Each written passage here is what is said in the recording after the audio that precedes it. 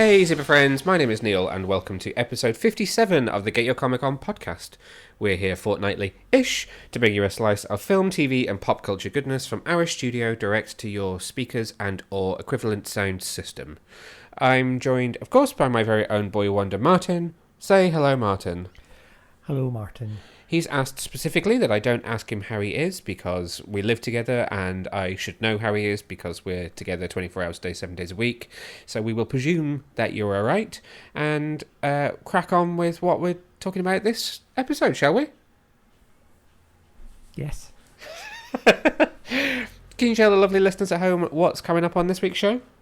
No. Because we still haven't put the whiteboard back up on the wall. For those who are tracking the studio refurbishment, last episode to this episode, nothing has changed. So we have a wonderfully redecorated room that has no artwork on the walls, and the whiteboard is currently resting against a bookcase. Eventually, maybe by next episode, we'll have put things right again. We'll have to. It's going to get embarrassing if we're like 4 or 5 episodes in and nothing has happened. Coming up on this week's show, we have 3 teaser trailers to talk about. We have the trailer for Season 2 of Stargirl, the trailer for Season 2 of Picard, and the trailer for Season 3 of Titans. We have not 1, but 3 interview guests on this week's episode. We have the lovely Tim Sheridan, the writer of Batman The Long Halloween, which is due for release this week on digital and DVD, Blu-ray, 4K from Warner Brothers. We're also joined by author Ryan North and illustrator Derek Charm to talk about their latest DC Comics graphic novel for young readers, The Mystery of the Meanest Teacher, a Johnny Constantine graphic novel. So we're going to be reviewing both Johnny Constantine and Batman The Long Halloween, and we're also going to chat about the Hitman's wife's Bodyguard, which I find really difficult to say. I keep calling it Hitman's Bodyguard's Wife, which is a Lionsgate sequel starring Samuel L. Jackson, Salma Hayek and Ryan Reynolds, which is available in UK cinemas now. So without further ado, on with the show.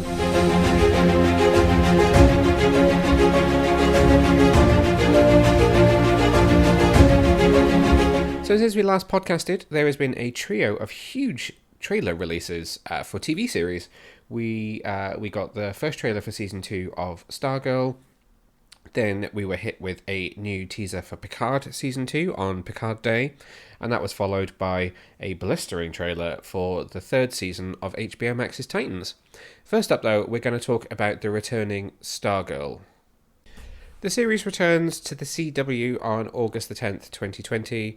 The cast from Season 1, I won't rattle off the full cast list, are all returning, and they're going to be joined by some brand new villains in Season 2 in the form of Eclipso, played by Nick Tarabay, The Shade, played by Jonathan Cake, and the magical wish-granting imp Thunderbolt, played by the wonderful Jim Gaffigan. So the trailer looks like it's teeing up the series to pick up pretty quickly after the Season 1 finale, with the gang, the Justice Society of America, kind of disbanding after defeating the Injustice... Were they called the Injustice Society? They were, weren't they? Yes. You okay? Yes. Hay fever? Yes. Oh dear. Itchy eyes? Yes. And it looks like it's going to follow Courtney struggling to have a normal life whilst also being Stargirl. It seems like she's kind of mucking up her school life and putting more time into being Stargirl than being a normal teenage girl. And it's going to try and balance that out with this trio of new villains. What do you think of the trailer? You were a big fan of Season 1, so I'm interested to know what you thought about this. Oh, good. Very excited for it. Feels like it's been forever since this show was on. When did we watch it? It was... The Season 1 finale aired on 10th of August 2020, so it will return a year to the day from the finale. Okay, so not that long ago then. It's yeah, when you think that it started 10, 13 weeks before that, we've gone past a year from when it first started, and it's going to be a year from where it ended. So it's been a little while. But obviously, quite a lot has happened in between. What do you think of the look at the new villains? You don't actually get to see Eclipso so much there in his sort of physical form. You got to see Thunderbolt, the pink imp type character, looks a bit Loki-ish. And you got to see the Shade, which is the kind of magician-y type guy. They look like potentially interesting foes for Season 2. Very magical Season 2. Does seem quite magical, doesn't it? Wish-granting imp. I don't know much about Eclipso, but then a sort of magician-y type dude as well. He's a sort of a demon-y magical creature. Sort of looks like Cindy, the the kind of bitchy high school girl that turned out to be a supervillain in the first season, she's obviously still alive, because we knew that from the end of season 1, but the others aren't aware that she's alive. But she's clearly going to be, by the look of it, sort of putting together her own version of the Injustice Society, which makes sense. Have a younger set of villains against a younger set of heroes. Like a teen Injustice Society. Yeah.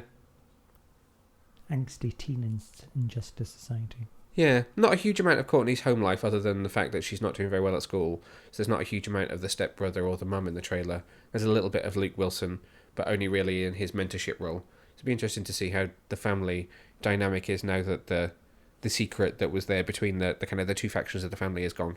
Because that was obviously quite a driving factor in season 1. And we've got a Green Lantern as well. Yes, so that's the other major thing. So this is a brand new character, I think. So she's played by Issa Penerejo, and the character that she's playing is called Jade. We know that Jade is the daughter of original Green Lantern Alan Scott. So it looks like she has come back to Blue Valley to find the ring. So I guess we're straying slightly from Green Lantern kind of mythos, because normally the ring would do its whole like fly off thing to find the next person. But obviously we know the lantern was in the Hall of Justice for the Justice Society, and then Courtney put it in her cupboard, didn't she? She took it home. So that's obviously why in the scene in the trailer, Jade is at Courtney's house. She must have part of, maybe she's got the ring and she's going to find the lantern to charge it with, but whatever. It looks like there's going to be a Stargirl Green Lantern face-off, and presumably they'll become friends and she'll join the crew in the end. But that's going to be really interesting to see a new lantern. Nice to have a female lantern as well.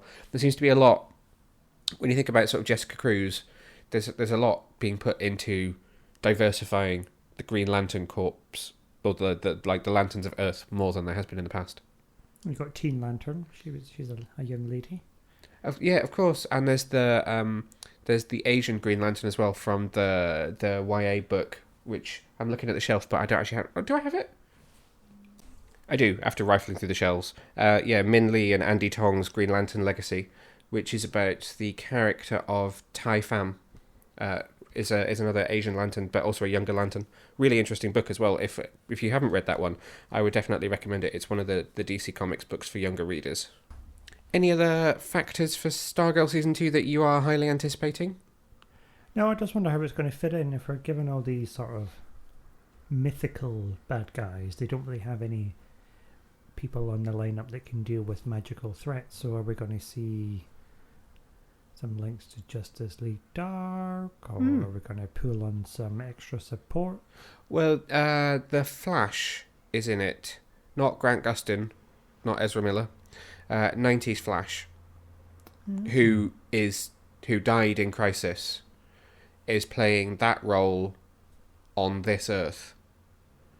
So John Wesley Shipp, couldn't think of his name. So I don't know if it's going to be the same version of the character who passed away in Crisis, but at another point, or I don't quite know how it works, but he will be appearing as Jay Garrick in an episode or two of this season as well. He's done a guest spot.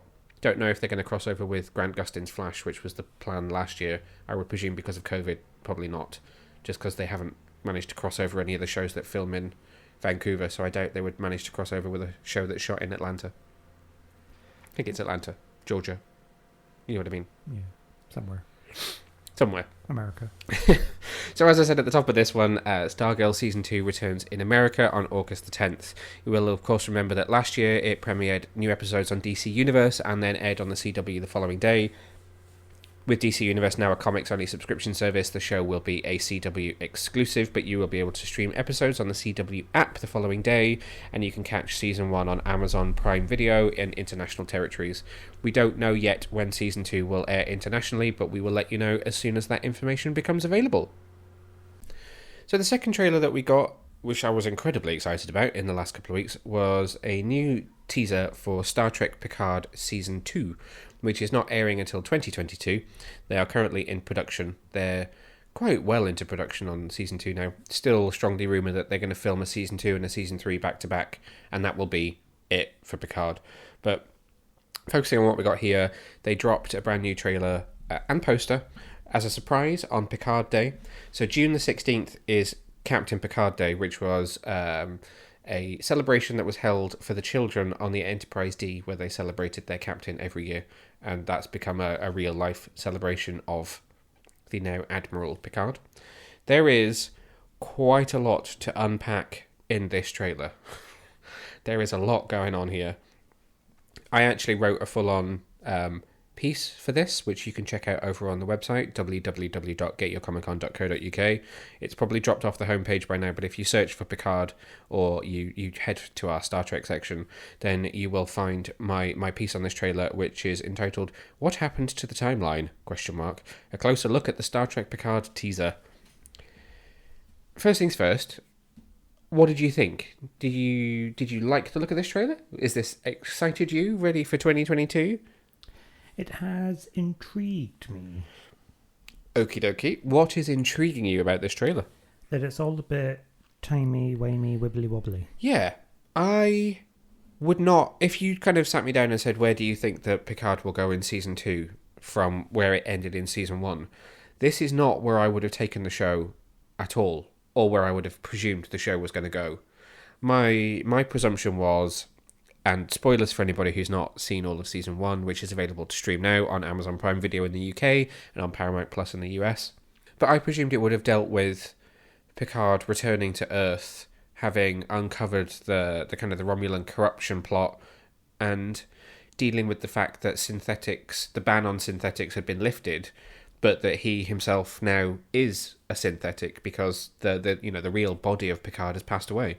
But whilst I guess that will be dealt with in some respects, certainly there's scenes in this trailer of him back in a Starfleet uniform which don't seem to be set in the past.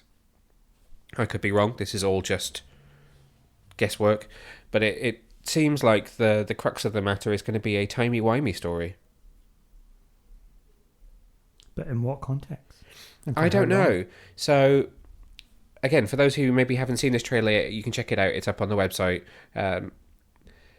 The introduction of Q certainly seems to be, or reintroduction of Q, played once again by John Delancey, does seem to be perhaps the impetus for something going on, part of the voiceover in the trailer. So the trailer opens back at Chateau Picard, it looks like he's back home, but Picard is wandering around calling out for Laris, the Romulan, what would you call her? I don't want to call her like a housemaid, because that sounds like she dotes on him, which I guess she does, but in a loving way. She's not an employee per se, but played by the wonderful Orla Brady, and he's kind of calling out for her, and then when she's not there, he says, "What the hell is happening here?" Which is when Q appears, and Q says to him, "Mon Capitan, how I've missed you," and you think for a second, oh god, what, okay, what does this mean? But he says, in the next line of dialogue, Q says, "Welcome, my friend, to the very end of the road not taken," which would suggest this is some kind of... Are they pushed even further into the future? Or is this how Picard would have passed away had he not passed away at the planet where the synths was living? I don't know. I have a lot of questions. There's also a female character who's not seen on screen, but whose dialogue is just simply to say that time is broken. So, what broke time? Or who? Did Q do it? As Q kind of said, "I don't want you to be a synthetic," clicked his fingers and made him human again, and it's some kind of this is what would have happened if the events of Season 1 hadn't happened, maybe? I don't know. But there's a lot to unpick. So we get to see Raffi, played by Michelle Hurd, and Elnor, Evan Evagora. They seem to be on the run in some kind of dystopian cityscape. You've got Soji, played by Isa Briones, who's looking very much not like the character she was in Season 1, constantly in her grey jumpsuit, kind of being scientific. She's dolled up with face of makeup and curly hair and stood in the fountain looking very prim and proper, which is quite interesting. And then you've got Agnes. Alison Pill's character just looks at the screen as if she's worried about something off screen, and the last person that you see is Chris Rios, the captain of La Serena, played by Santiago Cabrera. His captain's chair has a Starfleet insignia on it, and he's wearing a very different looking Starfleet comm badge, which would suggest either he never left or is now back in Starfleet. So there's something very different for all of them. It's almost like they've all found themselves either in a different reality, or they, having been together, have now been separated, maybe? Maybe they've never actually met if it's a different timeline. There's only one shot where they're all together, and it's not even a full on. I think it's Picard in the front of the frame, and you can just see the rest of them stood behind him in quite a sort of blurred background. And it's when Picard says something along the lines of, it's when you've just heard the time is broken phrase, and Picard says something about I'll get us back there. And then you get to 7/Annika. What's going on with her? I mean, is she Borg? Is she being fixed? Is she married to Chakotay? So you see Jerry Ryan 7 of 9 wake up in just in a rather luscious looking bedroom. She gets up, she looks in the mirror and realises she has no Borg implants. She puts her hand to her face and the hand is wearing a wedding ring. There's also some kind of comm badge, insignia, pin badge that's on the table in front of her that's an unrecognisable but not too unfamiliar sort of design. So, yeah, is this a completely now deborged 7 of 9? Or is this an Annika Hansen that was never taken to the Delta Quadrant and assimilated? Who is she married to? She was entering a relationship with Raffi at the end of season 1, so what is happening now? Oh, it's probably Janeway again. Do you need an Admiral Janeway to fix this situation? I mean, she's always fiddling around with timelines. She's had 2 Harry Kims. We've got Kess who's come back from different time periods. She herself has gone back in time several occasions. It could just be, Oh yeah, that 2-parter where they went back to the 90s. Who knows? It's, I mean... Did they burn them in their wee sort of flappy outfit again? What was that, an angel? Oh yeah, the Red Angel from Discovery. I was just going to say, as far as teasers go, this is incredibly teasing. I mean, when you think about this compared to Stargirl that we just talked about as both considered a teaser, I would say Stargirl is more of a, here's what we're going to do this year, and this is more of a, what the hell is going on? You're saying that Stargirl is more of a tickle? It's more of a tickle than a tease, yeah. And this one's suitably teased you. Yes, and then I would imagine that the next trailer that we're going to talk about suitably teased just to yourself. It may have. We'll get to that in a minute. Anything else that you want to say about the Picard teaser? No, I'm suitably teased, not tickled, and intrigued. Me too. Great piece of marketing there to have people sitting on the edge of their seats waiting for 2022 to roll around. When will this be? Oh, 2022. Yeah, that's all we know is 2022. That's a long time. It is, but they're taking their time over filming it, which is good. I think they felt like they were still working out who they wanted to be while they were making the first season, and now, similar to Star Trek: The Next Generation, really, they now know who they are and what they're doing, and they feel quite sure of themselves. So I think they're taking their time to make a really good second season. Although, to be fair, I have barely any complaints about season 1, so we'll keep you posted on news as to when Star Trek Picard Season 2 will be coming to air. So the final teaser trailer that we have to talk about in the news this week was another surprise that came out in the last few days, and is our first look at the 3rd season of DC's Titans. Alright then, Boy Wonder, what do you think of the trailer, or teaser should I say, for Titans Season 3? This isn't really rude there, but I probably shouldn't. What are you going to say? About teasing and being, I don't know, to the point of uncontrollableness. Okay, moving on. It's a bit weird, isn't it? What do you think of the trailer? Well, I just told you I very much enjoyed it. Definitely enjoyed it a little bit too much. Teased within an inch of my life here. Right, so let's unpick this one. We knew that Red Hood was coming this season. We've seen photos of Karen Walters in costume. So it's foregone conclusion, done deal. Red Hood will be appearing. There is interesting... Let's just talk about what's not in this trailer. So there's no Blackfire. There is a shot of Starfire. There is no Blackfire. We also don't get to see Barbara Gordon. So just before, literally hours before the trailer came out, we got a first look still of Savannah Welch as Commissioner Barbara Gordon in her wheelchair with the yellow wheels, which was something which was characteristic of her in the comics back in the kind of, say, late 90s, early 2000s. They've modelled the oracles, the kind of the oracle chair on how it was in the comics. We do get a very brief look at Jonathan Crane in the trailer, but not his face, only the back of him in his cell. Again, a first look still of Vincent Kartheiser came out of him just before the trailer was released. I'm trying to think if there's anything else that's been confirmed for this season that we didn't really get to see. You don't see... Oh, actually, yes. You don't see Raven at all. There is no Tegan Croft in this trailer, and also no Donna Troy. So it's well known that Connor Leslie is on set. They're not hiding that fact. So it kind of undoes the death, but hey-ho. We'll look forward to having her back. But again, she's not seen in this trailer. This trailer really focuses on how Titans is going to handle the death in the family story. So, favourite moments? All of it, I think. Are we going to get any rational response out of you when it comes to this trailer? No, I don't think so, because I vaguely remember when you showed it to me, I did squeal. Yep. And then sort of clutch onto you, then squealed again. And I was literally just about to sit down and do my interview with Ryan and Derek about Johnny Constantine. I might add, the trailer came out at sort of 5 o'clock-ish, and my interview was at 6. So I was currently, at the time, doing my technology's not working, I'm panicking about questions, and I can't focus on anything. Yeah, and then I'm screeching, there's a crowbar, there's a Joker, there's a scene from Under the Red Hood. Okay, so there is a Joker, so let's talk about that. So the trailer opens with Curran Walters breaking his way into what looks like a fairground. He finds a security guard with a Jokerized face, which has been giving me nightmares ever since, and looks like a brilliant piece of practical makeup.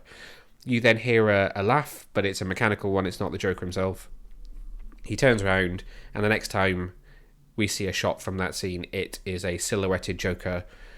Curran Walters' Robin is on the floor, and there is a crowbar being thrust quite repeatedly and violently.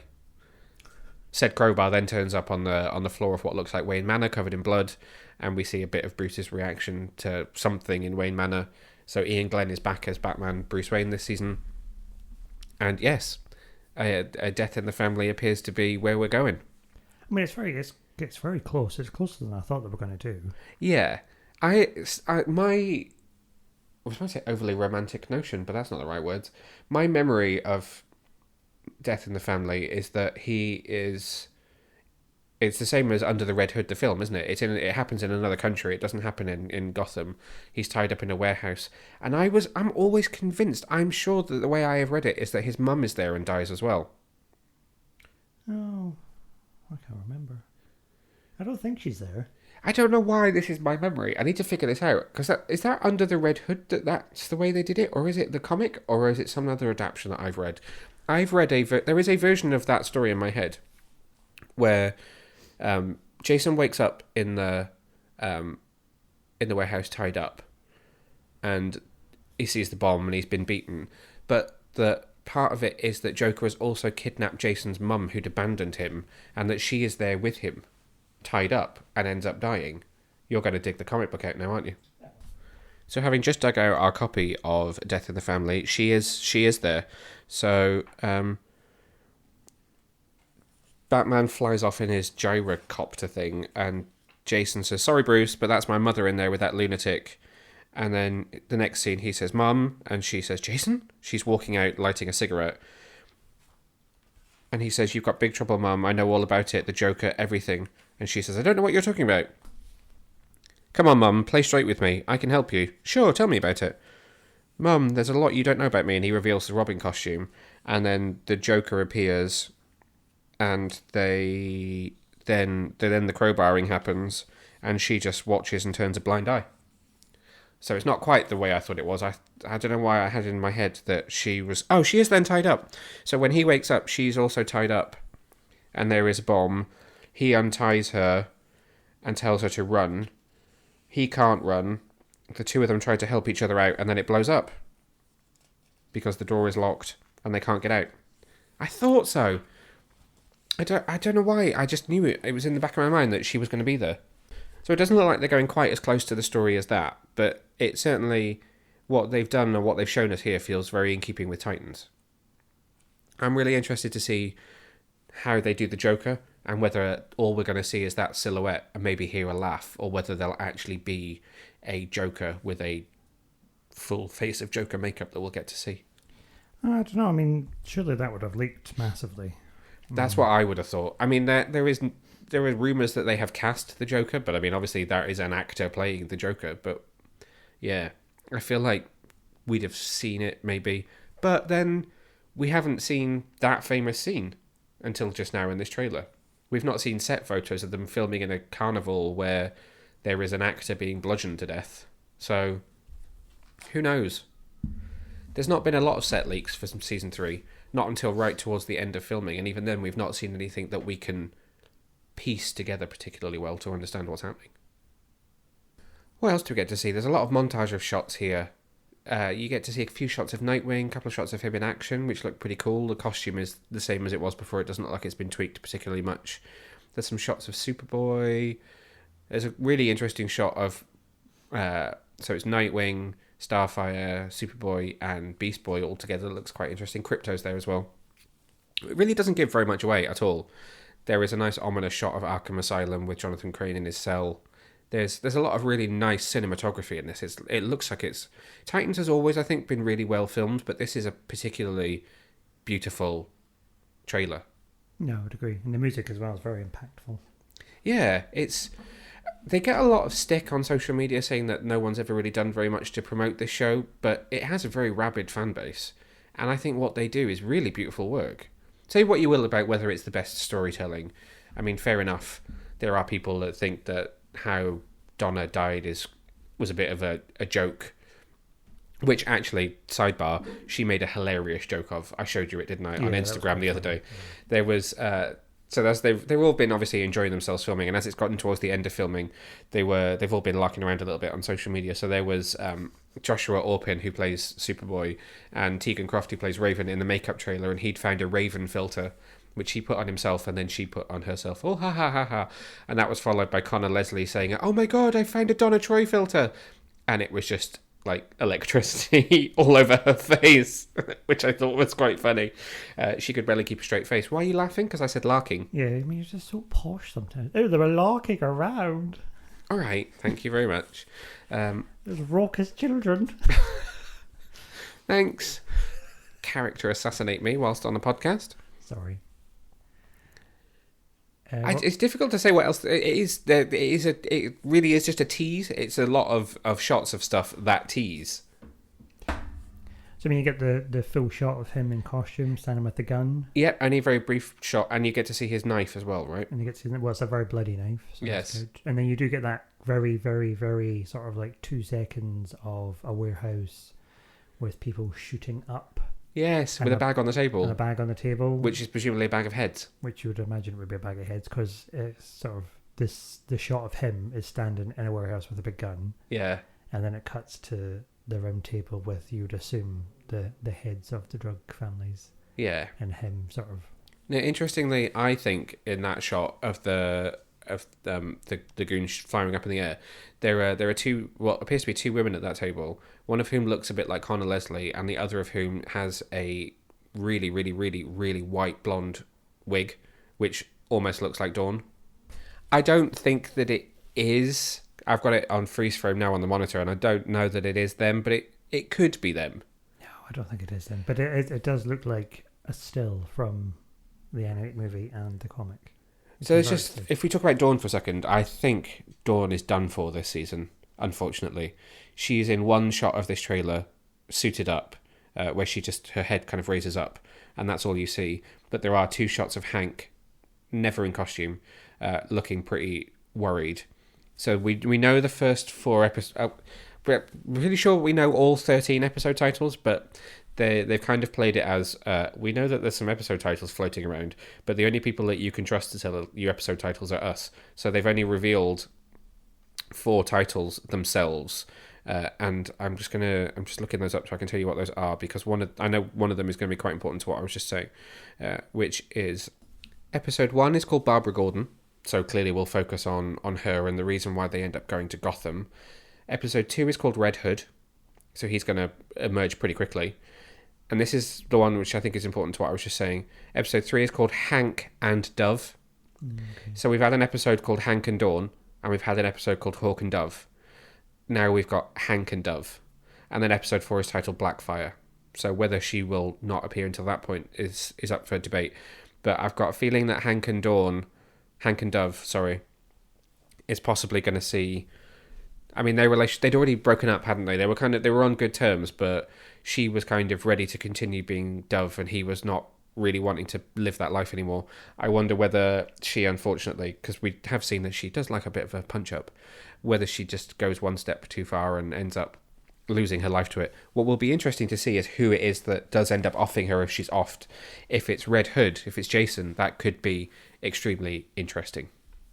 I can't imagine it being him. I would imagine, because it doesn't really fit. It doesn't fit with him, does it? Yeah. And it certainly seems like towards the end of the season he will end up working with them a bit. Well, maybe not working with them, but there'll be a kind of uneasy alliance. So we'll have to wait and see. But I do think that, unfortunately, as much as I love Hank and Dawn as characters, I don't think they're both going to make it out of this season alive. And given that he is now filming...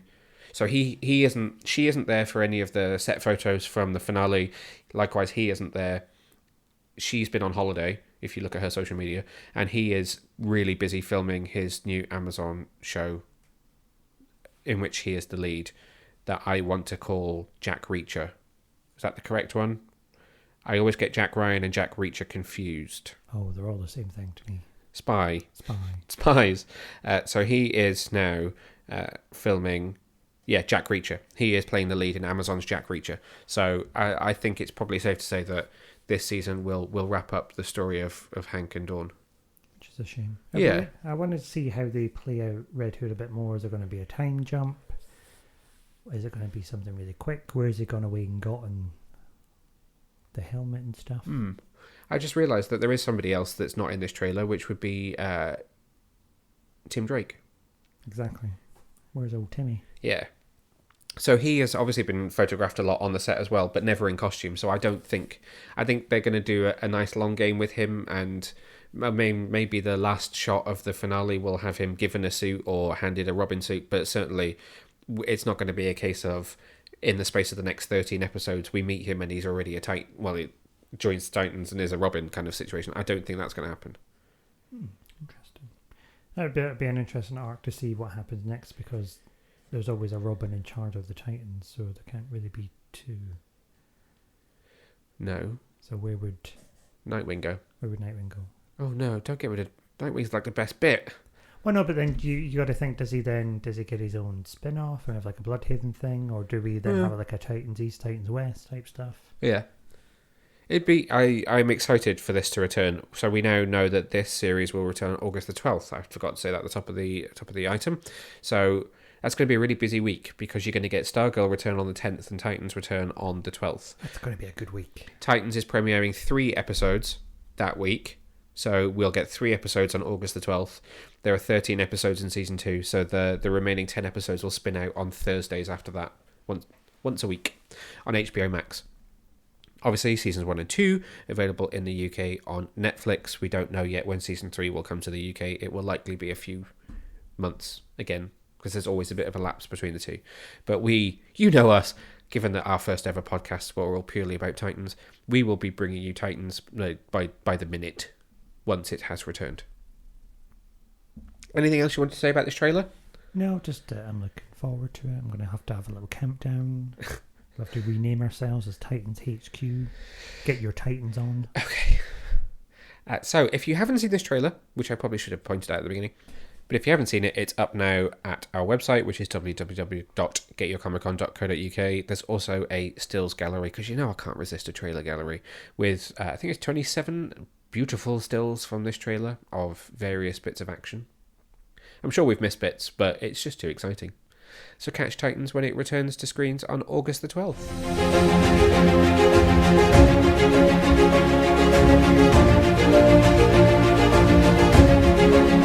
We've got a lot to pack in the next few minutes, so we've got to get through 2 interviews with 3 lovely people and talking about 2 movies and a comic book. So, quick fire. Let's talk about The Hitman's Wife's Bodyguard, which is out now in UK and US cinemas from Lionsgate. It stars Ryan Reynolds, Samuel L. Jackson, and Salma Hayek.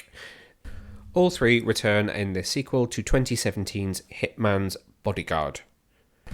Thank you to Lionsgate UK for inviting us to the UK multimedia screening premiere, where we got to see Salma Hayek. She was there. She introduced the movie. She said, "Motherfucker!" a lot, which was funny. Which is a thing from the film if you've not seen it. By the way, there will be spoilers. What did you think of the film? Well, you've missed a really important point there. Okay. The most famous person in the room God. Who was the most famous person in the room at the screening? was the lady from Homes Under the Hammer. Whose name is? Lucy, obviously. Whose surname is? Oh, I don't know. Alexander. Yes, there was one of the presenters from BBC's Homes Under the Hammer sat just over the aisle from us. Martin was starstruck. It's very exciting. So it was one of the it was billed as the UK premiere, so they were an inordinate amount of Z-list celebrities from the likes of Strictly Come Dancing, Dancing on Ice. Is that what it's called? And they're always dancing something. and Love Island, who were all very, just as you would expect. There were paparazzi. It was nuts. We just sat in a quiet corner and enjoyed the film. So, what did you think of the film? Oh, it was very good. Yeah, good. So you hadn't seen the first one, and we watched it just the weekend before the screening. So the first one should have been relatively fresh in your mind. So how did you feel like it stacked up against the original? I don't know, I may prefer the second one. Yeah, I think I prefer this one as well. I felt it was funnier. Definitely funnier. They had more of a, not like a buddy cop type relationship, but they were a good trio. Yeah, they were a very, very good trio together. There was a really good relationship between all three of them. I felt like the first one was a little bit long because it clocks in at it's either just over 2 hours or literally just under 2 hours, whereas this one was more like the 90 minutes, and I felt like the first one rattled on a little bit too long. And I do enjoy the first one, but I felt... So I was telling you a story about the first one, wasn't I? That the original script for the Hitman's Bodyguard was the top of the Hollywood blacklist, and it was a very serious, kind of probably more John Wick-esque film, and then it fell into Ryan Reynolds' hands, or then the producers that eventually brought it to the screen, and it became more of a comedy. So I feel like the first one is trying to strike a balance between the two, whereas I felt like this one was like, we can do comedy really, really well, and we'll throw in some action stuff too. Yeah, that makes Well, sense. I didn't feel like the two different aspects were fighting against each other. It felt like they were working together more this time for me. I would agree. They've embraced the silliness Yeah. and just made it a comedy. Yeah. And it is very, very silly, but it's very enjoyably silly. There are some amazing jokes in there. Morgan Freeman appears in this film. I won't give away the role that he plays, but the character who he is, the sheer existence of this character creates an amazing joke that just challenges some stereotypes for some people in the audience, but also it just is so funny. Did Ryan Reynolds write it? Was he involved? Does he do that? I don't know. I don't think so. I can tell you that it was directed by Patrick Hughes, who also directed the first one. The screenplay was written by Tom O'Connor and Brandon Murphy, based on characters created by Tom O'Connor. There was also someone called Philip Murphy who worked on the screenplay. Okay. I mean, it's just very much his brand of humour, isn't it? It is very, very on brand for his type of humour. And Samuel L. Jackson doesn't half do an action scene, considering he's, 70-ish? Is he? Samuel L. Jackson... I'm afraid I'm going to have to Google this because I don't know it off the top of my head. So I suppose Pulp Fiction was a very long time ago. it was a very long time ago. He's 72. Wow. Yep, he does some really serious action for someone who's 72. And Salma Hayek is in her 50s. So it's great to see an actress who is probably, by certain Hollywood standards, deemed over the hill, doing some real, badass action stuff. I just never think of Samuel Jackson as having an age. Jackson. Jackson. No, he's ageless. He's just ageless. I mean, all these Ryan people- Reynolds is fairly ageless as well. He's not exactly that. He's not a spring chicken. No, God. I mean, good on them. Do you see this rolling out into a franchise? I mean, this ends in a way that could bring on another film, and there could be more of this trio of characters, but do you see that being something that they could make last? No, I think it's probably two's enough, I think. I could see them eking out a third one, just because of the kind of final twist at the end of this film, just to play out what that might be like. Yeah, it doesn't need a third, I don't think. I mean, there are a lot of people that think it maybe didn't need a second one, but I'm glad they did, because it was just so funny. I agree. I think Salma Hayek's character deserved it. she wasn't in the first one as much as she's in this one. She really takes the lead in this one, and it's great that they gave her character the level of exposure they gave her here, because my God, does it work. Yeah, she wasn't really in the first one, was she? She was in a prison cell, wasn't she? So, and this time she really gets to flex those muscles. Yes, and she really, really does. She literally grabs the bull by the horns and owns the film. Anything that you thought didn't work as well in the second one from the first one? No, I thought it was a good film just to dispel all belief and have a laugh and a giggle. Yeah, it was a good step up from the first one in terms of comedy. I think if you enjoy the comedic elements, then it's definitely one to watch. So The Hitman's Wife's Bodyguard is in UK cinemas right now from Lionsgate. That leads us into the latest of Warner Brothers and DC Comics animated movies. This would be the third in the potential new shared universe, fifth movie actually, since Justice League Dark Apocalypse War. Batman, The Long Halloween, which releases on digital on June the 22nd, but hits DVD, Blu-ray, Steelbook, 4K, UHD, all those other physical formats on June the 21st. It stars Jensen Ackles as Bruce Wayne Batman, Naya Rivera as Catwoman. You've got Troy Baker as the Joker, Billy Burke as Commissioner Gordon. You've got I can never do this guy's name, bless him. David Dastmalchian as Calendar Man, Alistair Duncan as Alfred, Julie Nathanson as Gilda Dent, Jim Perry as Sal Maroni, Fred Tatasciore as Solomon Grundy, Josh Duhamel as Harvey Dent, and Jack Quaid as Alberto Falcone. Oh, I miss Carmine Falcone, that's Titus Welliver. The film was written by, well, obviously it's based on a book by Jeff Loeb, but the screenplay and the script for this are written by the lovely Tim Sheridan, who we'll be interviewing in just a moment, and directed by Chris Palmer. So the film is split into two. The second part is being released, believe it or not, on July the 26th. Oh, was that a special day? It might be a special day. It's my birthday. Yeah, it's your birthday. Which actually you'll get to hear me talk to Tim Sheridan about in a moment. But yeah, so the first film runs to just under 90 minutes. I think the second film runs just over 90 minutes. The first is a PG-13. The second is rated R, so tells you there's going to be a bit more violence in the second half. But it follows very faithfully the story of Jeff Loeb and Tim Sale's Batman: A Long Halloween comic book. If you don't know the comic book, then apologies now, there will be some spoilers here. But the film does stop roughly 3-4 chapters in, so we're not going to reveal everything. What did you think of this film? I enjoyed it.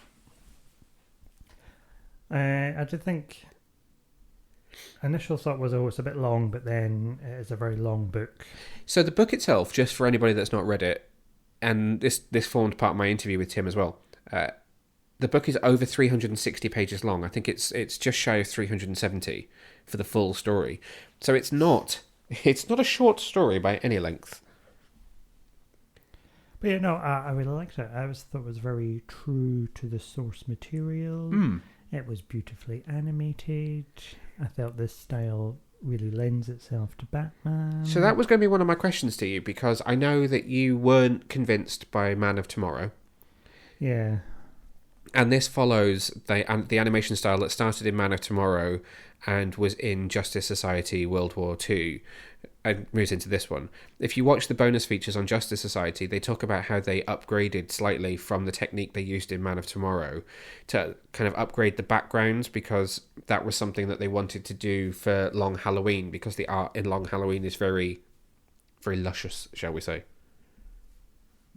A feast for the eyeballs. It certainly is. And yeah, it works. It lends itself really well to Batman. I think Jensen Ackles sounds excellent as Batman, but he also he looks excellent. It's not actually physically him, obviously, it's a cartoon, but his Batman looks amazing in this film. You could never have adapted Tim Sale's artwork. They use bits of it in the opening credits, but his art style wouldn't have lent itself to animation very well. You know how they kind of used the art style from Killing Joke for the animated film? They tried to translate the visual language. You couldn't do that with Long Halloween as much. No, that's true. Now, you are a fan of Glee. I hope that's not something that you don't want people to know. Oh, you put it out there now. How do you feel about Naya Rivera as Catwoman? I thought she was really good. She's excellent, isn't she? I'm surprised by how much I think she disappears into the character of Catwoman. There were times where I'm not entirely even convinced it's her. The voice that she puts on for it is quite different from her own. She has embodied Catwoman. Yeah, she does. She does it really well. I'm glad that she was able to, or I'm glad that she had, should I say, finished recording before she sadly passed away. Which is, it's coming up to a year just now from when she passed away. So I'm glad that that's a finished has it been part. a year already? Yeah, it'll be a year next month. Jesus. I know. I saw something in the news the other day that was how I know it's a year coming up, because there was something about, there was an interview with her mum talking about how her son is still handling it, what she deems to be very well. I think she will probably forever stand as a excellent portrayal of Catwoman, which is a lovely part of a legacy to have for her, and an unexpected part of her legacy as well. It's such a shame, really. I mean, it's quite sad to watch it and think, oh God, that's the last thing. One of the last things she did, yeah. She did. Jack Quaid is also absolutely brilliant in this film. I've watched it. I've watched the film 3 times. I will probably end up watching it again. There's going to be another interview about this film in our next podcast. We'll be interviewing Butch Lukic, who's one of the producers who's been producing this whole line of animated movies. Unfortunately, we couldn't fit it in before recording this podcast. But each time I've watched it, I've said to myself, God, who is it that's voicing Alberto Falcone? I've done it all 3 times, and then had to remind myself that it's Jack Quaid. So it's Boimler from Lower Decks. Oh God, he's everywhere at the minute. Or Huey from The Boys. He really is everywhere. But he's excellent. Huey in The Boys is a kind of geeky-ish character, and at the beginning of season 1, he's a bit more of an introvert. Boimler, I guess, is a bit of an introvert as well, but it's quite the way Boimler reacts to things, he's quite loud and he's quite brash in that respect. Whereas Alberto's quite a different character for him, because there's that undercurrent of potential sort of Arkham-level psychosis that maybe his other characters that I've heard him play don't have. This is a different kind of level of nuts for him. I mean, The Boys, it's all about the humour. In Lower Decks, it's all about the humour, and it's also animated. Whereas this is kind of both of those things put together and dialed up to an 11. So it's really different for him, and similar to Naya Rivera, I feel like he disappears into the role quite a lot. What do you think about Jensen Ackles as Batman? I didn't ask you, sorry. No, you didn't. I thought he was excellent. I mean, I think he looks great as well. You think his Batman looks great? I think his Batman looks great. Okay. Yeah. Oh, you were just telling me you think Jensen Ackles looks great. Well, yeah, I was following your train of thought. So sorry. I missed the joke. But I thought it was very good. Given he's the voice of Red Hood, I always associate him with Red Hood, so it's nice to hear a man step up into the Batman role as well. Definitely. I hope we get plenty more appearances from him. So we're now at a point where we've got Darren Criss as Superman, Jensen Ackles as Batman, and Matt Bomer as the Flash. Stana Katic as Wonder Woman, but question mark on her because that was a World War II Wonder Woman. So whether that will end up being the same Earth, obviously that wasn't the same Earth, but if she ends up being our Earth's Wonder Woman as well. So technically we've got 4 Justice League members there, all with some real high-profile actors who do a really good job. Really well-defined character voices, which is quite exciting, I think, for the future of this series. I know you said you thought the film was a little bit long when you first watched it. I do think that's part of the pacing of the book. I think they've emulated the pacing of the book really well, whilst adding in a few bits and pieces to try and help speed things up, or kind of replicate bits in the book that are difficult to do firsthand.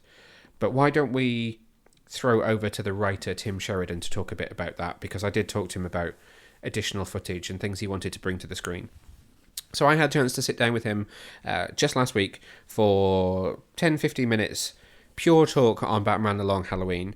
So have a little listen and see what he has to say. Hi Tim, how are you? How you doing? I'm great. How about you? Oh, I'm fantastic. Have you had your coffee now? I've had my coffee, and I'm now going to have a sparkling water. So let's dig in. I don't want you to be cheated of any of your time. So what you got? Okay, so Long Halloween. Congratulations, firstly, on what I think is an amazing film. I'm so excited for people to see this film. But let's go back to the beginning. Tell me about it. Was this always the plan for your next DC animated project after Man of Tomorrow? What's interesting is we started working on the Long Halloween before Man of Tomorrow. Really? It was actually my first project after Reign of the Supermen. Oh wow, okay. And Butch Lukic and I and Jim Krieg, we had worked together. I came in at the very end of a show called Justice League Action. Yeah. And got to meet and work with those guys and hit it off well enough, I guess, that they called me when it came time to start talking about the Long Halloween. Happily, I had Reign of the Supermen under my belt at that point. So they took a shot and said, let's dig into this. Happily, we all had the same perspective on how we wanted to do it. So that made things very easy right from the start. So then the third movie we worked on was Man of Tomorrow. Wow. But because of scheduling and other things, it ended up being released first, and The Long Halloween is coming out now. Interesting. So I remember, obviously, you and I spoke about Man of Tomorrow back last year, and I remember saying to you about the Batman tease, and I think I said to you at the time, would you like to have written more for the character? Clearly, you were holding out on me when you said you would like to write more about him in the future. I mean, listen, we have to hold some things close. I was watching the film again today while I was making notes for my questions, and I was watching the scene of Harvey, Jim, and Batman on the GCPD rooftop.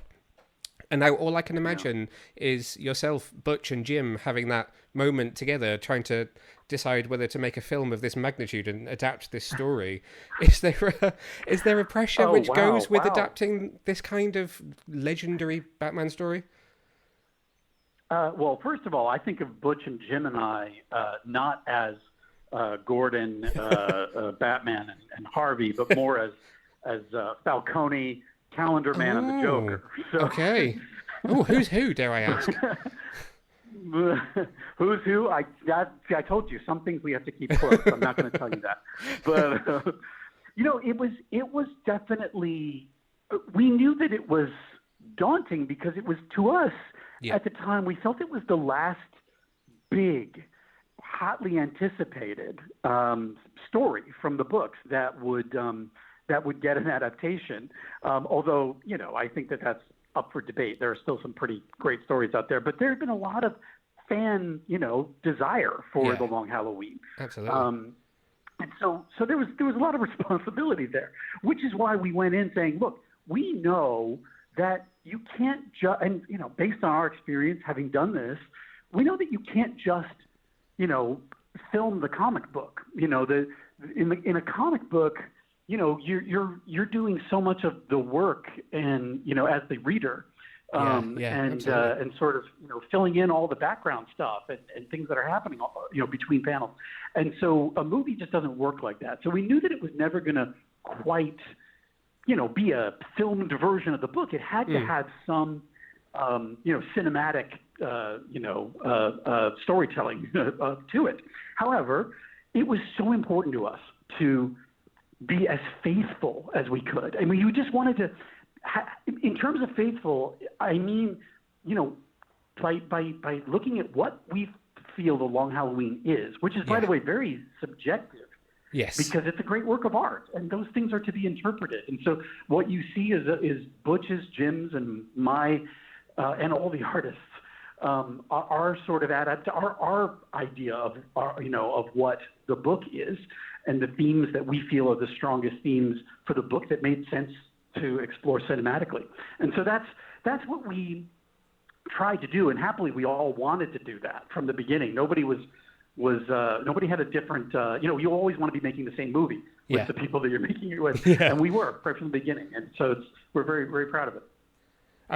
You should be, honestly. I mean, obviously, I've only seen part one. I have yet to see what's to come in part two, but it feels to me very faithful to the original story as well. But I mean, given that the book's over, thank you for saying that. It's over 350 pages. So was it a conscious decision early on to split it into two? It feels like a great idea to allow it the time it needs to be translated to the screen. It was right at the start. I mean, first it was going to be one movie, and I sat down and started breaking out the story, and I said, I just don't know how to do this without substantially changing the way everything works in the book. If you know the book, you know that there are, there are big things that happen later on, or in the middle of the book, and those things in one 85-minute movie or whatever would have to move up in sequence in a way that is almost impossible when you're doing a story whose spine is rooted in the calendar. Yeah. There's a reason why the story that you see that takes place on, say, Mother's Day is part of. It's an exploration of Mother's Day, Yeah. the idea of Thanksgiving, I mean, those things. You don't want to swap those things out just because you need to put plot in other areas, because that's what the Long Halloween is. That's what makes it so cool. It is in its way a rumination on these moments that we spend throughout the year, the celebration that we might feel and have for that, and then sort of putting that in relief as with a counterpoint, this terrible serial killer, mystery that's going on. Yeah. So I said, I got to at least have two movies. So I went to the guys, and they were like, yes, and all the executives said, yes, do it. So that made things a lot easier in terms of being faithful to how the story plays out. Brilliant. I'm quite excited as well because part 2 is releasing on my birthday. What better than to have a Batman movie release on your birthday? Well, we did that for you. Thanks. Happy birthday to you. I thought so. And, I thought so. I saw one of your tweets about you'd retweeted one of the clips that's been released, and it was the Chinatown fight scene, and you mentioned how to you the alterations to the story had to be additive to it. So how did you kind of approach adding that connective tissue between the chapters or fleshing out those moments? And was there anything that you wanted to bring to the screen that you couldn't?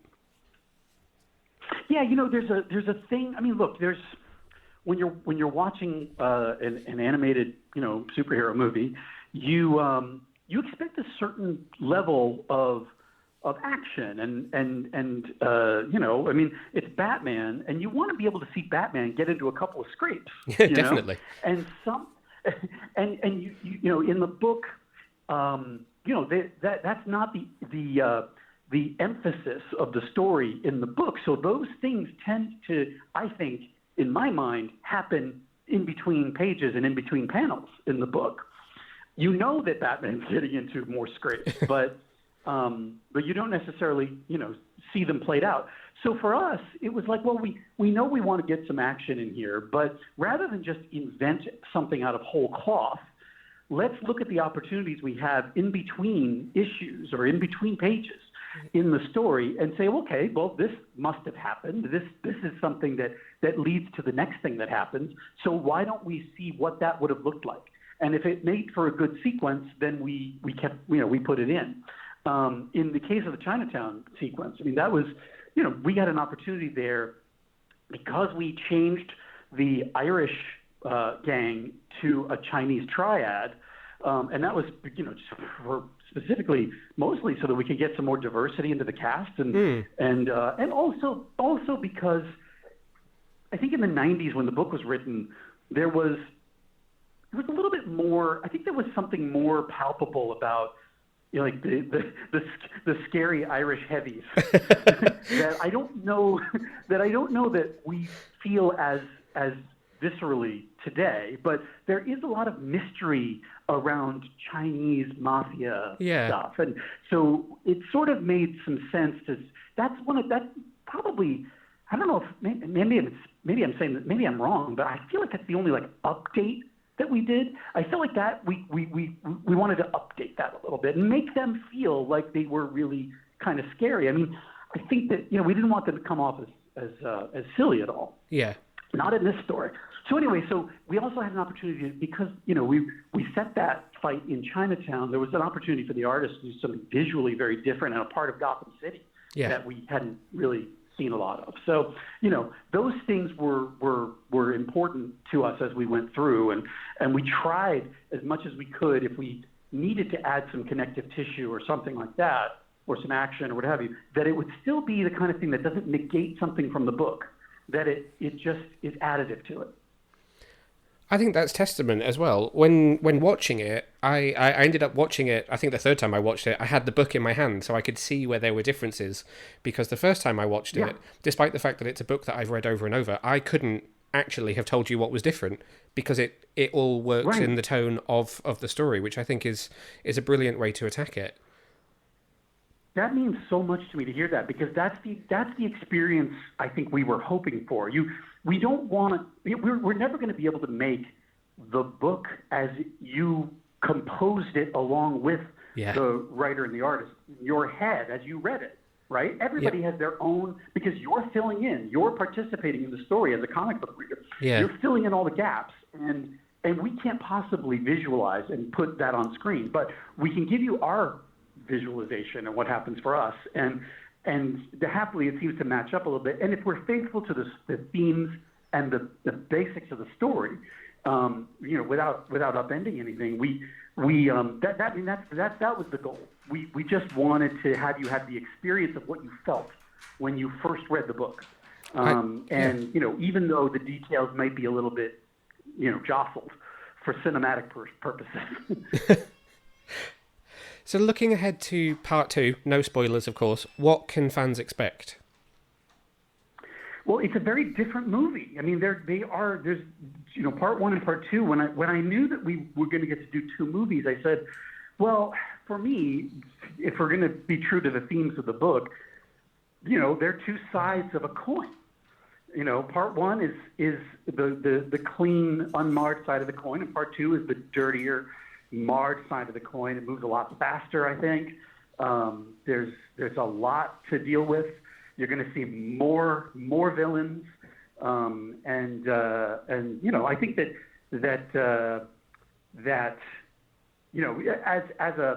as an experience, I think that the experience of watching part 2 is going to be exciting, but in different ways than part 1. I absolutely cannot wait for it. I really can't.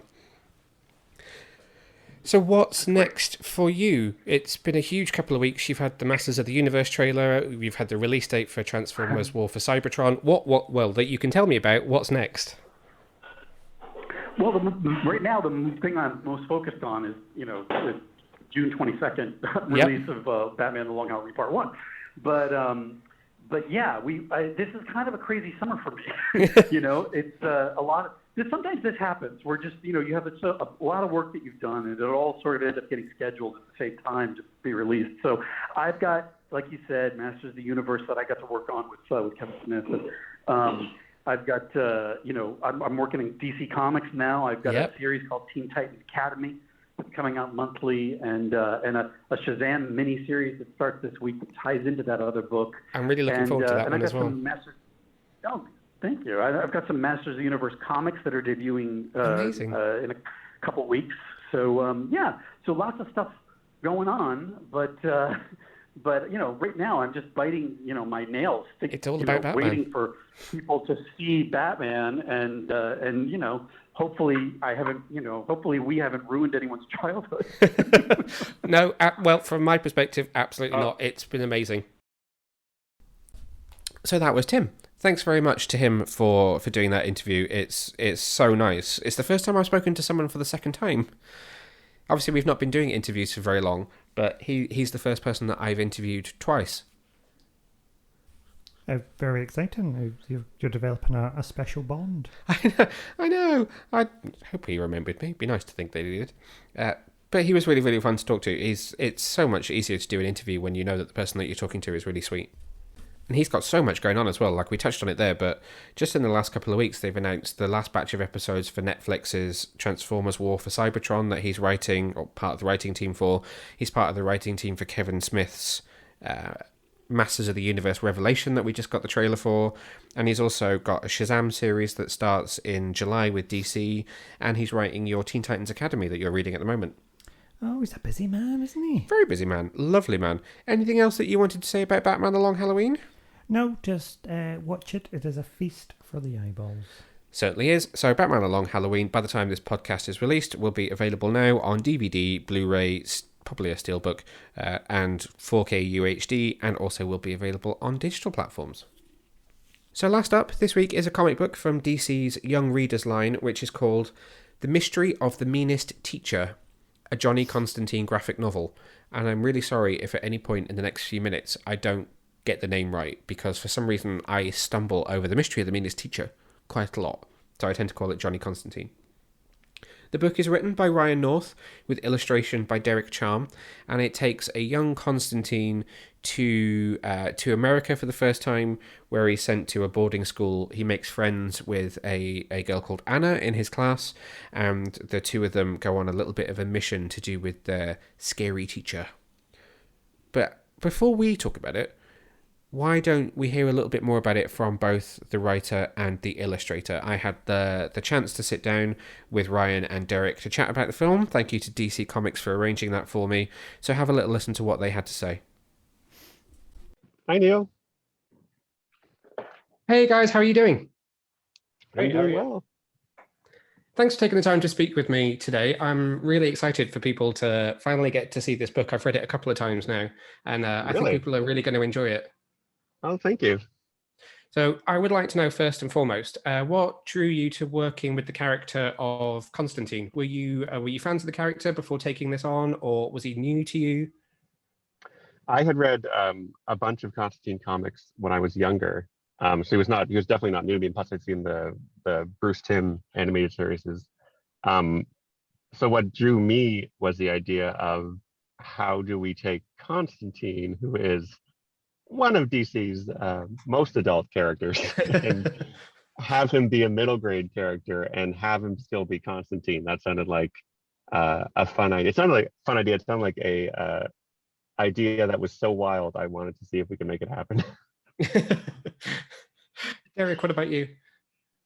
Yeah, I mean, Ryan messaged me and was like, "Do you want to work on this Kid Constantine comic?" And the whole that sentence just sounded so crazy to me that I was like 100% like. And we'd worked together before on Jughead and Squirrel Girl and stuff, so I knew it was going to be tonally like something that made sense, even though it sounds so insane. You wrote back and said yes. Period. Yes, you were in. You mentioned it just there, but you've worked together before. But how was it collaborating on bringing this story to life? What does the process of working together for you two kind of look like? It was, I don't know about Derek, it was very smooth on my end, where I started writing the comic, and whenever I'm writing, I try to imagine what the page looks like. And having Derek there as the author, I'm like, all right, I can imagine, like I know his style, so I can imagine what it would look like a lot easier. And it was very smooth for me. Derek, did you enjoy it? Did you hate every minute? No, it was great. Yeah, it's really smooth working together. Like once I got the character designs down and like imagining John Constantine as a kid, you know, with like the overcoat and like a print on his shirt instead of a suit and all this stuff, and like the other characters, imagining like younger versions or alternate versions of. It was like really smooth once we had everything down, you know. And I think it also helps already being friends that, you know, we can give each other notes and we don't have to be super delicate about it. We're not worried about the person flipping the table and leaving the room forever. Yeah, it's good to have that level of familiarity already kind of going into the project. Mm-hmm. Definitely. You mentioned it there just about trying to take this character who genuinely is not the most kid-friendly character in the DC universe. But Ryan, I'm really interested in how did you approach that? How did you break him down to make this version? Because it still really feels like Constantine to me, but is so much more accessible to that younger audience. Oh, that's great. That's what we're shooting for. For me, the big idea I had was let's get him off center. Let's take him away from his normal home where he has his people he knows. He's got this group of demons he hangs out with. Everything seems to be super smooth. And let's move him to North America where most of his spells don't work and he's left kind of scrambling and kind of passing off that he knows what's going on when he really doesn't, but felt very at home to the Constantine experience. And so it was this idea of getting him off balance and having him try to sort of fake it till he makes it, which felt very true to Constantine, but also like very true to the experience of being that age, sort of 8 to 12 definitely. age, where you're not quite sure what's going on all the time. You're not quite sure who you are, what you want to be, or what the people around you are. And once I had that idea, it felt like, okay, no, this actually fits really nicely. I don't have to force it because there's these great parallels between being a kid and being John Constantine at that age that snapped together nicely. It was a really pleasant surprise, actually. It does. You're right. It fits together so well, and then the analogy of the teacher being the villain as well just feels perfect for someone of that age. Because when you are a hormonal teenager and you're stuck in class all the time, the teacher does naturally kind of become that villainous figure. So it lends itself so well to the story that you've written. But tell me a bit about the character of Anna as well. Her relationship with Constantine is really, I felt like, the heart and the anchor in the middle of the story, and it's really fun to read. Tell me a bit about her and how you decided to write her. Yeah, Anna, for I guess slight spoiler, she has some magical powers too. And for me, her core is she's someone who has these skills and is good at it. Like she's really good at what she does, but the world around her has sort of told her like, you're not supposed to have this. What you're doing isn't real. It's tricks. And sort of this idea of she knows who she is and she knows what she wants, but everyone around her is telling her that that's impossible. And she suddenly meets this guy who has magic like she has magic, and she realizes what I want is real and achievable, but also like, I'm not the only one, I'm not alone. And that sense of feeling alone when you're that age, of feeling like no one in the world feels the way I do. And therefore I am broken in some way, and I am unusual and worthy of being despised in that way. When you're a kid, it feels real. It feels like I remember that feeling. And so her relationship with Kid Constantine, when she meets this guy who is like how she is, I think she says in the book, like, we have to be friends. There's no reason why we shouldn't be friends. This makes sense to me. And you have this nice contrast of a kid who is constantly scrambling and not quite sure, and Anna who knows who she is and what she wants and suddenly feels validated. And that felt like an interesting relationship and a really sincere friendship between these two people. Yeah, it does. It does feel very sincere. And I probably shouldn't admit this, given that I'm slightly above the reading age for this book, but I genuinely, when I got to the end of the book and the spoiler revealed itself, I thought, how did I not see that all the way through? Oh, that's great. That's terrific. I'm so glad, because we took efforts to hide it. I guess I don't want to reveal it for the readers or the listeners, but I'm glad that it worked for you. That's terrific. No, it absolutely did. I properly was kicking myself, thinking, how did I not see this coming? It's brilliant, and it feels right to the world of DC and the magical side of things. But similarly, I really liked how you brought in Etrigan as a supporting character as well. Was there anybody else from that kind of magical realm of DC that you would have liked to have included in the story? Oh gosh, Derek, I guess I wrote it. You would have a better answer for this because you're the one who's having to work with my script. Who did I not put in that you wanted to have? Yeah, I mean, originally, I think the idea was to have the character he meets out in the forest to be Bigfoot. And then at some point, Jim Chadwick, our editor, messaged and said, we might change it to Etrigan. Are you okay with that? And I was like, Etrigan's like one of my favorite Jack Kirby characters, period. I was super excited like from that point on. So yeah, I didn't want to suggest anything else because I wanted to keep it Etrigan. So. Well, coming to you, Derek, were there challenges as well opening up Constantine's world from a visual perspective, taking it's got a lot of occult iconography and demons. How was it translating that to the younger audience? Yeah, it was kind of just coming up with the initial designs for Constantine and Anna. And then, no matter how extreme or scary the situations or the characters ended up after that, they would always still kind of be in that same style. So like the demon friends he has in essentially Hell at the beginning of the book are like sort of silly looking, not like scary looking, and it's sort of a cartoon depiction with flames out the window and stuff. But yeah, it's just like matching the tone of the writing for the most part, and not going too far into the horror direction or into like too much of a childlike direction, you know. And when you're preparing to illustrate a project like this, do you go back and look over some of what other artists have done with versions of these characters, or do you just try and take a kind of idea of how they feel in the script and visualize them from there? Yeah, for sure, definitely look at other artists and what other people have done, because I wanted them to be recognizable as their, like, you know, their adult forms, but still like make sense as, if you didn't know who they were, they still made sense as characters. Yeah. So, but yeah, just adapting it and like finding a way to like bring in these references to their traditional looks. And I tried a lot of different looks for Etrigan, ended up just going back to the original design because it works so well. Well, I was going to ask you if you had a favorite character to draw for in this, but I've got a funny feeling you might say Etrigan. I think it might be, yeah. I'll Etrigan in a ball cap? Yeah, for sure. So I was really excited to see that it ends with a kind of a tease of potential further adventures for Constantine and Anna. And I realize there might not be anything that you can say about it at this point, but thinking kind of what you would like to do in the future, where would you like to see them go next? Oh, wow, that's a good question. I feel like a lot of this book is we're meeting Constantine and Anna and seeing the relationship evolve until they become the close friends they are at the end of this. And so I would love to see them, now that they're like team Constantine and Anna, really run with that and, you know, face a threat that is beyond them, because then they're back to scrambling. But I mean, this, I'm literally making this up as I go. I have not thought of that, but I would love to spend more time thinking about it. Derek, any ideas from you what you'd like to see them do next? I mean, I think it'd be fun for them to meet or come across Swamp Thing at some point, just because those characters have a shared history. Oh, yes. That would be brilliant. Yes.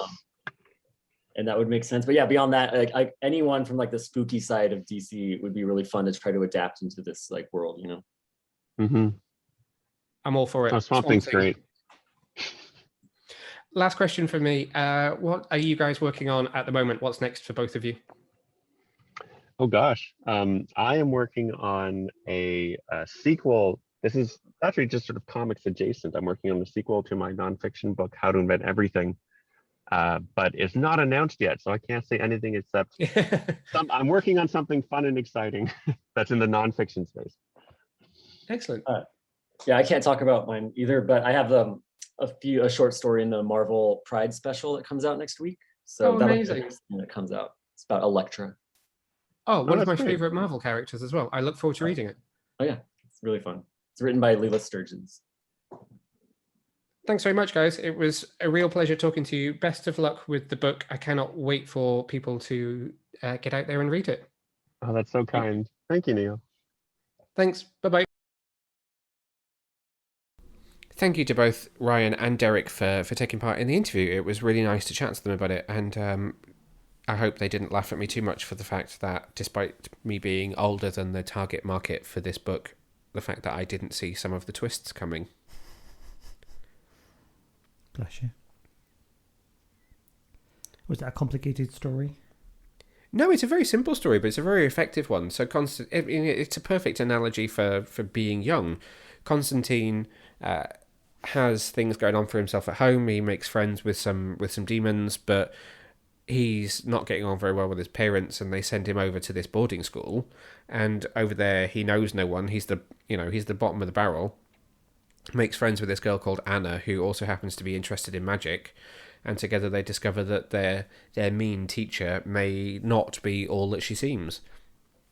But there's a real sweetness to the relationship between Constantine and Anna, which is kind of the core of the story, and will probably lead, hopefully, to more stories in the future, because it certainly is a jumping off point for like a team Constantine and Anna to kind of be their own Scooby Gang and hunt out mysteries.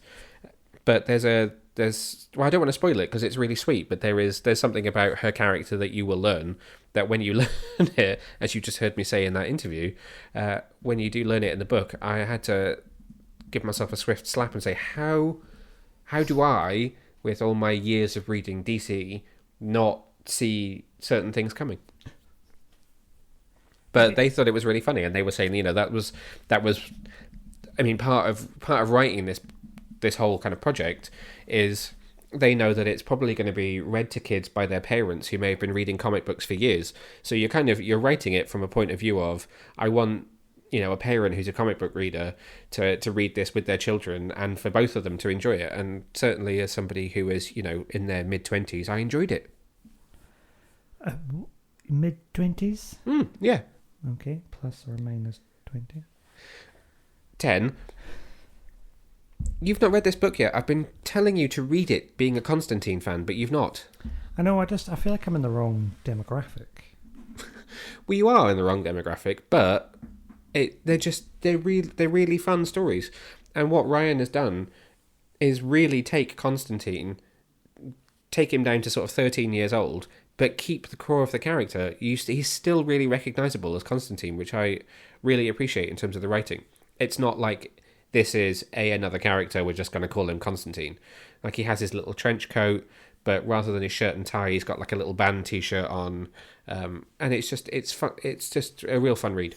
I assume he doesn't smoke in this one. No, he doesn't smoke. He's not smoking as a teenager. But, the core of the character is still there. Like a candy cigarette or something. Etrigan is also in this book as well, which is really interesting. He's a supporting character. He's about the only kind of piece from DC's magical realm that is in this. The villain is an original character. Anna is perhaps an original character. Wink. Wink, wink. Yeah. It's releasing in stores on the and digital on the 29th of June, so it's coming up really, really soon. It's just, honestly, I don't particularly have a bad word to say about any of the DC Young Readers books, because I think they're brilliant. If I had children, I'm looking at the cat as if to say I could read it to the cat. I don't think you'd understand. But I absolutely would read it to children, and I think it is a brilliant gateway for them to get into some amazing characters. And it was funny as well, talking to Ryan and Derek about the fact that they've managed to take one of DC's probably least child-friendly characters and make him friendly to that kind of audience. I mean, it's quite a difficult one to sort of clean up. I mean, even the Joker you can clean up. In one respect, you can have the Joker bludgeoning someone to death with a crowbar, but then you just make him a funny clown, and it works for kids. Whereas Constantine, there's a lot there of toning down of the occult imagery. Promise me that you will read it. I will put it on the list of things to read. Okay. So please do run out and grab Mystery of the Meanest Teacher, a Johnny Constantine graphic novel, when it releases in print and on digital on June the 29th. That about wraps things up for this week. We've got another busy couple of weeks ahead of us. I've got a screening of Universal Pictures Fast 9 tomorrow as we're recording this. I have not seen Fast 8. I've seen Fast 1, but I'll figure it out in between. Cars, Vin Diesel, we're good to go. Vroom, vroom, I don't know. Yeah. So I'm really looking forward to that one. I've got a special event coming up on Tuesday this week, which I'm currently not allowed to tell anyone about, but is about the production launch of another movie in a long-running franchise. Very, very, very excited and very, very thankful to the studio that reached out to me and said, would you like to attend this event? Same day, I'm going to be interviewing Butch Lukic, the producer of Batman: A Long Halloween and other DC animated movies. So look for his interview coming up in a couple of weeks. There's more as well. I'm looking at the list of things that are coming out in the next couple of weeks. We've got Luca, which has just hit Disney Plus, which I have seen, but you've not had a chance to watch yet. So we're going to sit you down to watch that. We're really only a couple of weeks away from Black Widow. That'll be out. That'll be 2 podcasts ahead. There'll be more Loki. There'll be some Love Victor going on, which has just hit Disney Plus for season 2 as well. There's a lot going on. You may have something with a little river in it. Yes, there may be some Rivers of London action from one of your favourite franchises coming up with the release of their deluxe edition of Rivers of London Comics Volume 1. But we will tell you more about that in the coming weeks. Until then, stay safe, stay well, and goodbye. Bye!